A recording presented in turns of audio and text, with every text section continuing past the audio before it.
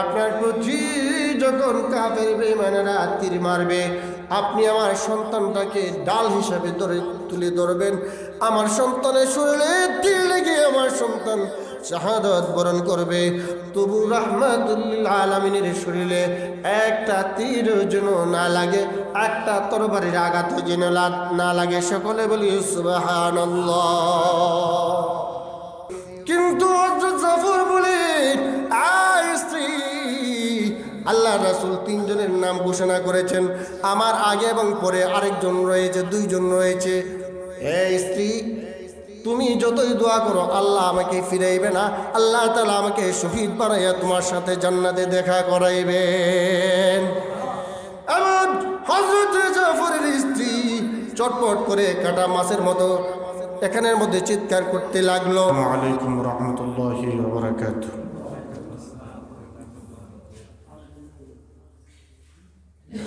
আলহামদুলিল্লাহ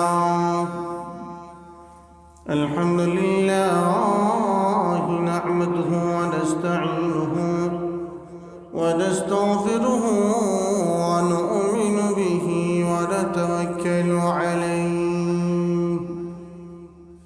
ওয়া নাউযু বিল্লাহি মিন শুরুরি আনফুসিনা ওয়া মিন সাইয়্যাতি আ'মালিনা। من يهده الله فلا مضل له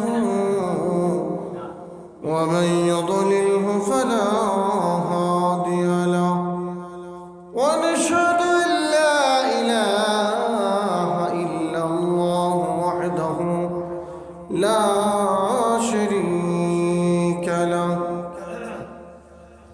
أعوذ بالله من الشيطان الرجيم. بسم الله الرحمن الرحيم. لا تقولوا لمن يقتل في سبيل الله أموات بل أحياء ولكن لا تشعرون. وقال رسول الله صلى الله عليه وسلم عصابتان من أمتي أحذرهم الله من النار عصابة تغزر الهند وعصابة تكون عيسى بن مريم خذي كسرها لا إله إلا الله لا إله إلا الله لا إله إلا الله لا إله إلا الله. خذيه تیرے فسان لا إله إلا الله لا إله إلا الله لا إله إلا الله لا إله إلا الله. ईमान दौलत दुनिया ये रिश्तों पे बन ईमान दौलत दुनिया ये रिश्तों पे बन बाहर वो के खजाना इलाहा इल्लल्लाह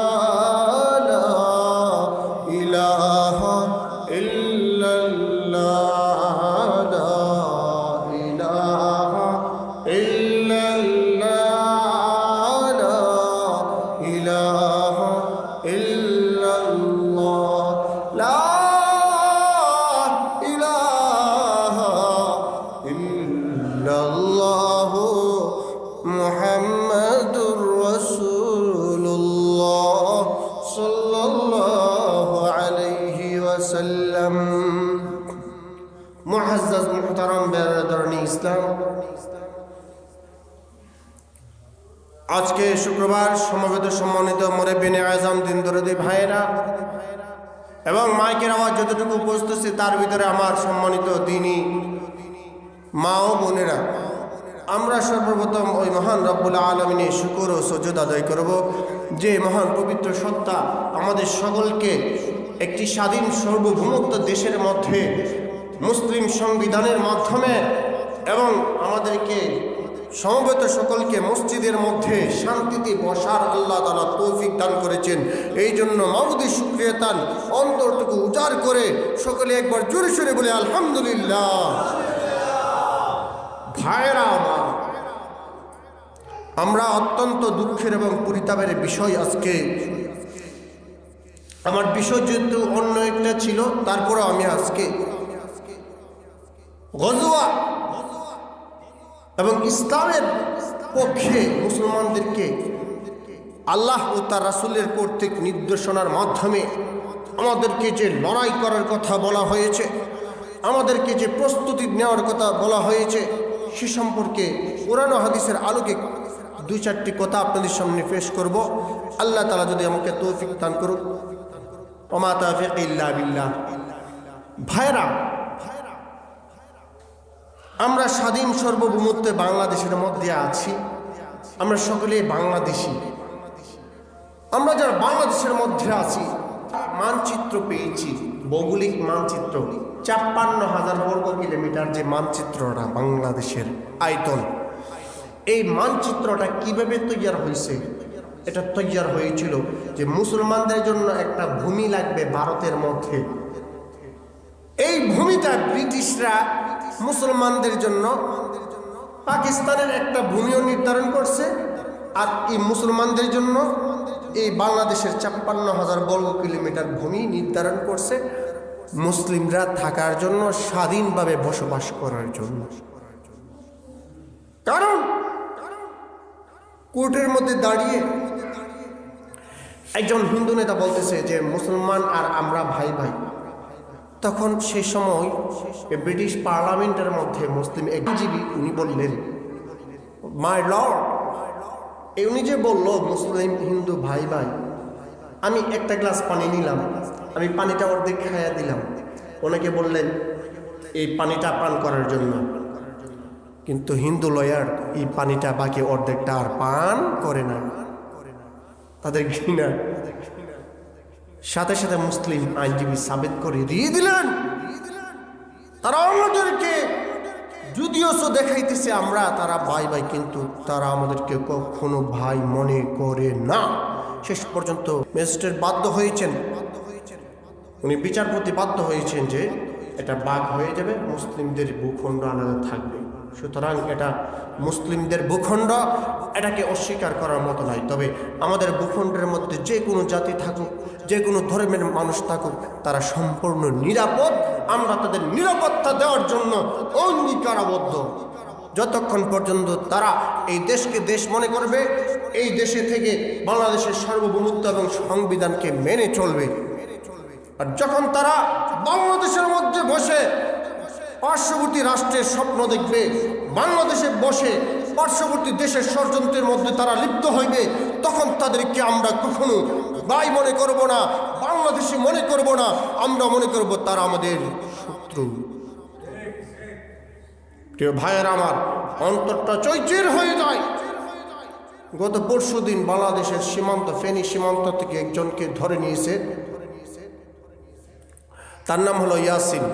ধরে নিয়ে ভারতের লোকেরা, ভারতে তারা এমন পিটানি পিটাইছে যে তার হাড়গুড় সব ভেঙে ফেলছে, তাকে একেবারে মাটির সাথে মিশে গেছে এমন একটা অবস্থার মধ্যে তার ছবিটা তুলে ফেসবুকের মধ্যে আপলোড দিছে।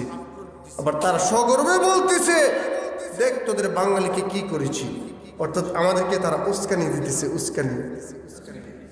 মনে রেখো, চট্টগ্রাম আদালত চত্বরে তোমরা শহীদ সাইফুলকে হত্যা করেছ, আমরা ওখানে চুপ থেকেছি। এর কিছুদিন আগে বিগত সরকারের আমলে এক মন্দিরের পাশে মুসলিম কয়েকজন রাজযোগালী তারা কাজ করেছিল। মন্দিরের মধ্যে কে বা কারা চুরি করেছে সেই অভিযোগ এনে মুসলিম ছেলেদেরকে এই মন্দিরের ভিতরে নিয়ে হাত পা বেঁধে একেবারে পিটিয়ে জাগাত হত্যা করে ফেসেছে। সকলে বলি নাউযুবিল্লাহ। আমরা মুসলমান খুব শান্তশিষ্ট, কিন্তু জেনে রাখো আমাদের রক্তের মধ্যে ঈমানী চেতনা রয়েছে। আমরা সহ্য করি, তোমরা গুলি দিবে আমরা সহ্য করব, তলোয়ার মারবে আমরা সহ্য করব।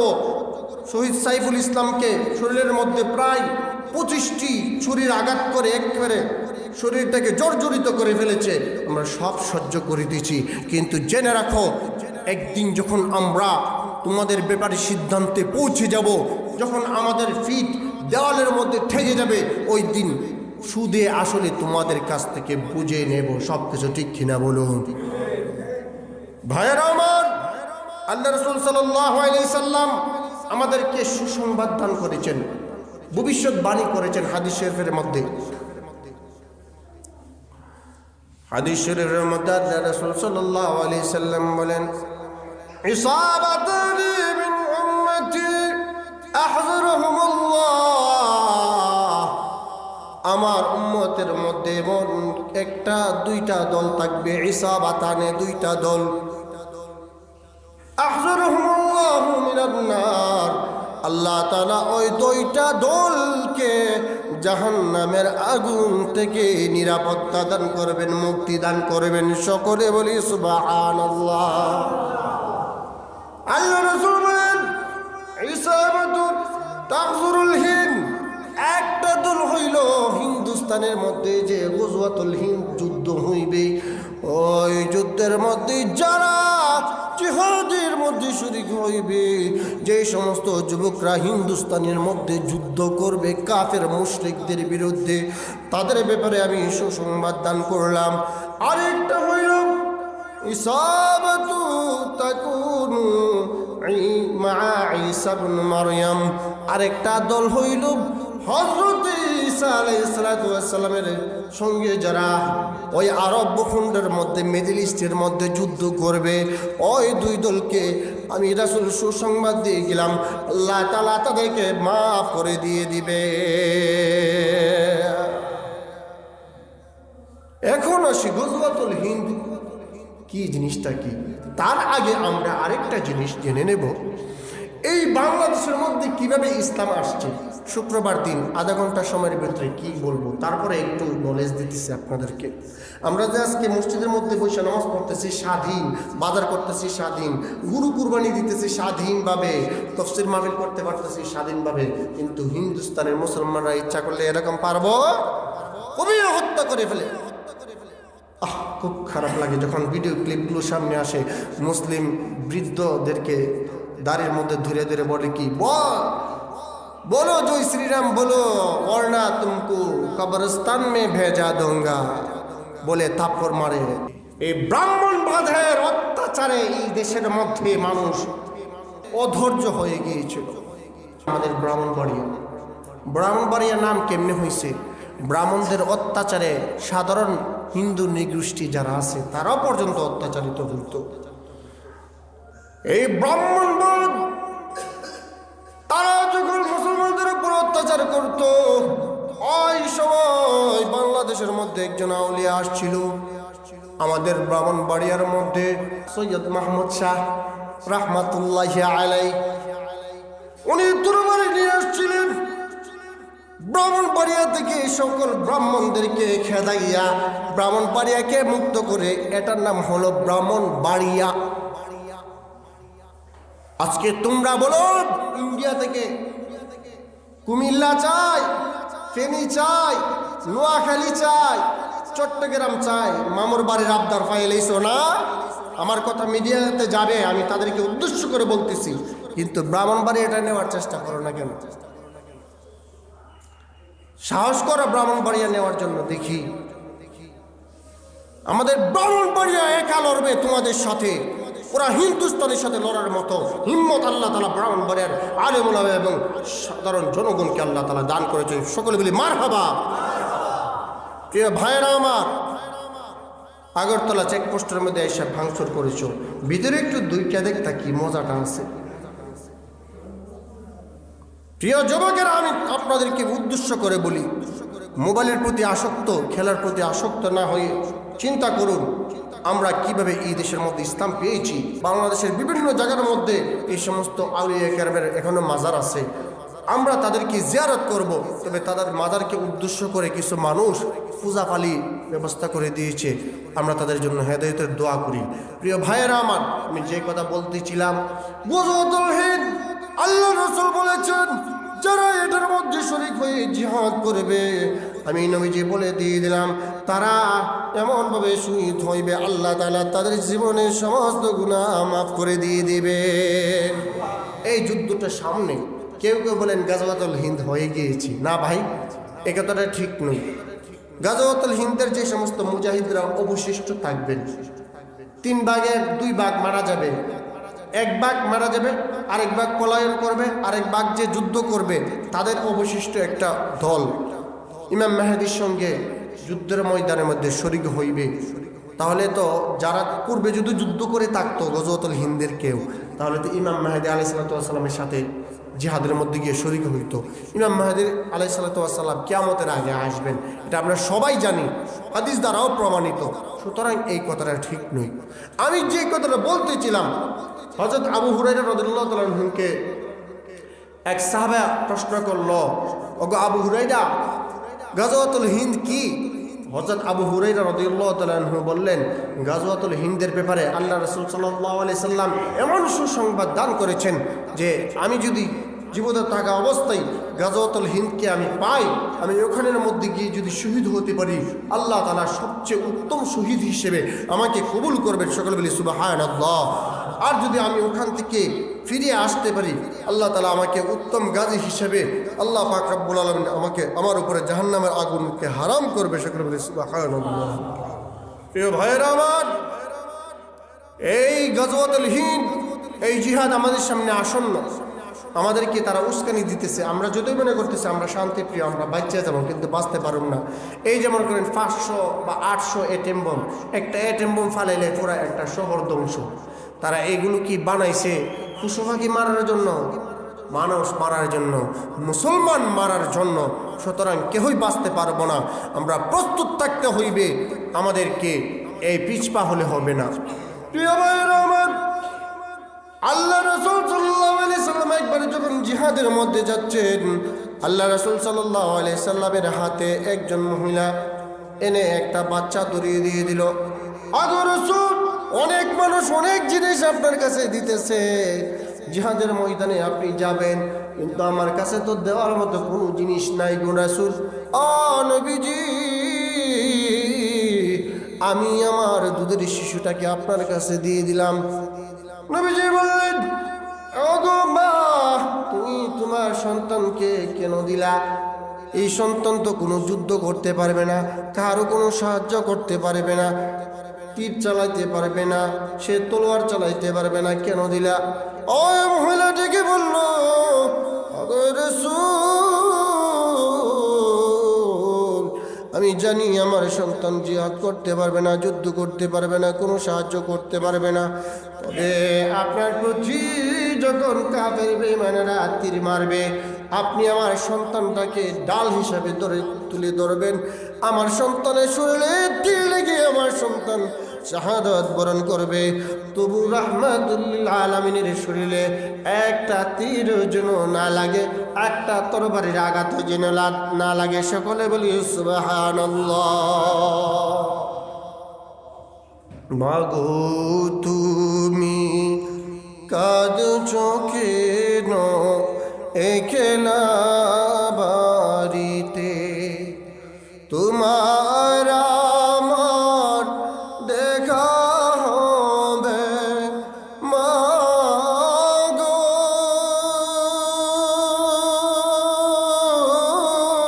তোমার আমার দেখা জান্নাতের শিরিতে মা মাগো তুমি কাঁদছো কেন একলা বাড়িতে? তুমি তো মা শিখিয়েছিলে শহীদরা মরে না, তাই হয়েছি শহীদ মাগো। অভিমান করুণা মা, অভিমান করুণা। জিহাদ থেকে পারি কি মা মাগো?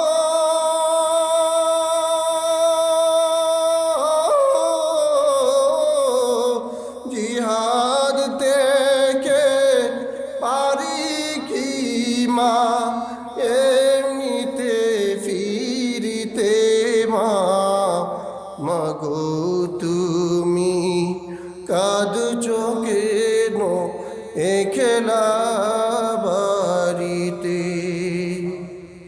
তোমার ছেলে মিশে আছে মিছিলে মিছিলে, খুঁজে নিও তারে তুমি শহীদি সেই দলে মা,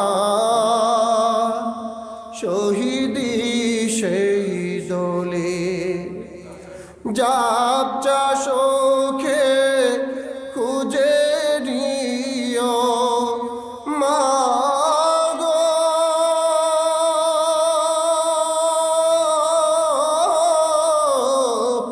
যাবচা শোকে খুঁজে নিও জান্নাতের সেই সিঁড়িতে মাগো তুমি কাঁদছো কেন একলা বাড়িতে?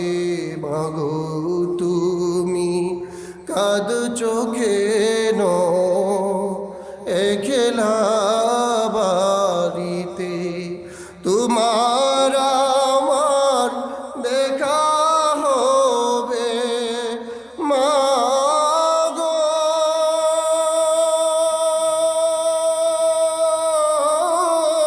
তোমার আমার দেখা হবে জান্নাতের সিঁড়িতে মা মাগো তুমি কাঁদছো কেন একলা বাড়িতে? প্রিয় ভাইরা আমার, আমরা যাদের যাওয়ার আগে মা থেকে বিদায় নিতে হবে। মা বোনরা দুঃখ করলে হবে না। আমার সন্তানটা যুদ্ধের মধ্যে গেলে কি শহীদ হয়ে যায় কিনা, আমার ছেলেকে ইস্কনরা ধরে হত্যা করে কিনা, আমার ছেলের বুকের মধ্যে গুলি লেগে যায় কিনা, এটা চিন্তা করলে হবে না। যে রকমভাবে নবীর যুগে মা বোনেরা সন্তানদেরকে দিতে তিল পরিমাণ দ্বিধা করতো না, ওই রকমভাবে আমরা আমাদের সন্তানদেরকে যদি জিহাদের ডাক চলে আসে, যদি দেশ রক্ষার জন্য ডাক চলে আসে, যদি ব্রাহ্মণবাদ ইস্কনবাদকে রুখে দেওয়ার জন্য ডাক আসে, কে কে প্রস্তুত আছেন হাত তুলেন, সকলে বলি মারহাবা। আল্লাহ তাআলা আমাদের যুবকদেরকে ওই জিহাদের মধ্যে শরীক হওয়ার তৌফিক দান করে, সকলে বলি আমিন। তবে ভয় নাই, গজওয়াতুল হিন্দ শুরু হলে আমরা জিতব, নবীজি সুসংবাদ দান করেছেন। প্রিয় ভাইয়েরা আমার, নবীজি যখন মুতার যুদ্ধের ময়দানে কিছু সাহাবাদেরকে পাঠাই, নবীজি বললেন সাহাবাদের মধ্যে একজনের তিনজনের নাম ঘোষণা করলেন। একজন হলো যায়েদ, নবীজির পালক পুত্র। বললেন যায়েদ তুমি দাঁড়াও। আবার বললেন এই জাফর ইবনে আবু তালিব তুমি দাঁড়াও। তৃতীয়বার বললেন আব্দুল্লাহ রাদিয়াল্লাহু তাআলা আনহু, ওনাকে বললেন তুমিও দাঁড়াও। এই তিনজন সাহাবী দাঁড়ানোর পরে আল্লাহ রাসূল সাল্লাল্লাহু আলাইহি সাল্লাম বলেন, তোমাদেরকে এই মুতার যুদ্ধে বিজয়ী করার জন্য সেনাপতি বানানো হইল। ভাইরা বলুন, যুদ্ধ করতে সেনাপতি লাগে কয়জন? কিন্তু আল্লাহ রাসূল তিনজনকে ঘোষণা করলেন।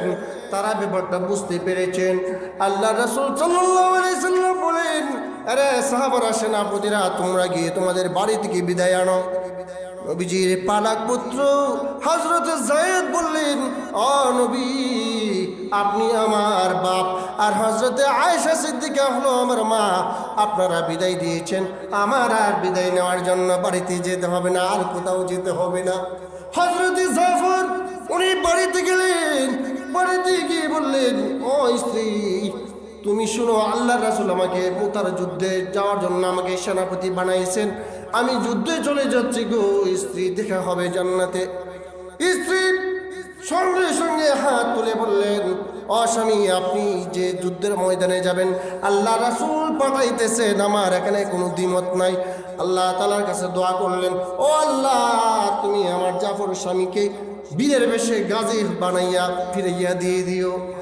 কিন্তু হযরত জাফর বলেন, আয় স্ত্রী, আল্লাহ রাসূল তিনজনের নাম ঘোষণা করেছেন, আমার আগে এবং পরে আরেকজন রয়েছে, দুইজন রয়েছে।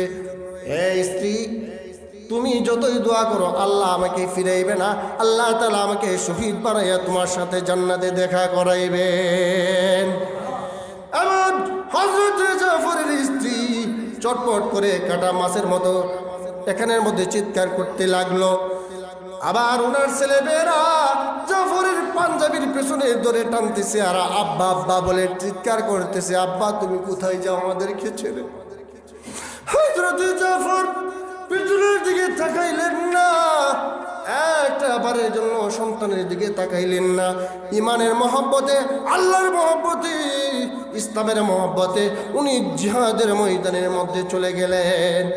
এবার আসলো আব্দুল্লাহ, উনি বিয়ে করছে রাতে, বিয়ে করছে দিনের বেলা, এখন রাতে বাসর ঘর করবে, স্ত্রীর সাথে এখনো দেখা হয় নাই, স্ত্রীকে ভালোভাবে দেখে নাই। উনি গিয়ে বললেন, ও স্ত্রী, গিয়ে দেখলেন উনি কোরআন শরীফ পড়তেছে। দরজার বাইরে থেকে বলল, রাসূল বলেছেন আমি জিহাদে যাওয়ার জন্য আমাকে সেনাপতি বানিয়েছেন ৩য় নম্বর। স্ত্রী, আমি জিহাদের মধ্যে চলে যাচ্ছি।